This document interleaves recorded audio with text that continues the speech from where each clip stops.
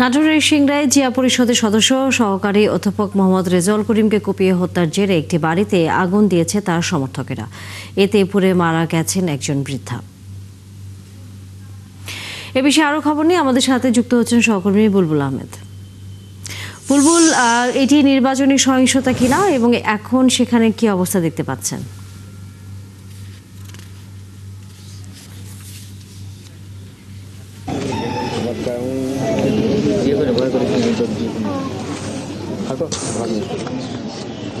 হচ্ছে না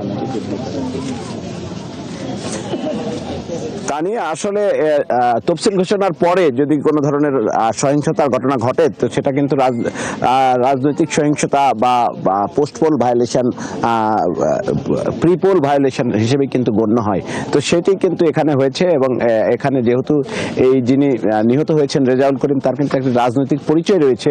তিনি জিয়া পরিষদের সদস্য এবং একই সাথে তিনি ধানের শীষের পক্ষে প্রচারণা করছিলেন বলে ধানের শীষের প্রার্থী দাবি করেছেন। তো একই সাথে কিন্তু এই ঘটনা রেজাউল করিম হত্যার পরে কিন্তু আব্দুল ওহাব নামের একজন ব্যক্তি পাশাপাশি বাড়ি, সেই বাড়ি কিন্তু আপনারা নিশ্চয়ই দেখতে পাচ্ছেন যে এখানে একদম পুড়িয়ে দেওয়া হয়েছে এবং যেহেতু এটি পোল ভায়োলেশন হিসেবে গণ্য করা হচ্ছে, তো এখানে কিন্তু আমরা পর্যাপ্ত পরিমাণ আইনশৃঙ্খলা বাহিনীর লোকজন দেখতে পাচ্ছি না। এখানে পুলিশের কোনো লোক এখন নাই, যদিও তারা বলছে যে রাতে তারা কাজ করেছেন এবং অন্যান্য যারা স্টেক হোল্ডার রয়েছেন এখানকার সহকারী রিটার্নিং অফিসার বা উপজেলা নির্বাহী অফিসার কিংবা সেনাবাহিনীর কর্মকর্তারা বা অন্যান্য সদস্যরা, তাদেরকে কিন্তু আমরা দেখছি না এবং এই এলাকায় একটা থমথমে অবস্থা বিরাজ করছে এবং পোল ভায়োলেশন হিসেবে এটাকে গণ্য করে এটা যাতে সুষ্ঠু তদন্ত করা হয় এবং এটি যাতে কোনো ধরনের রাজনৈতিক ফায়দা কেউ নিতে না পারে, যাতে করে।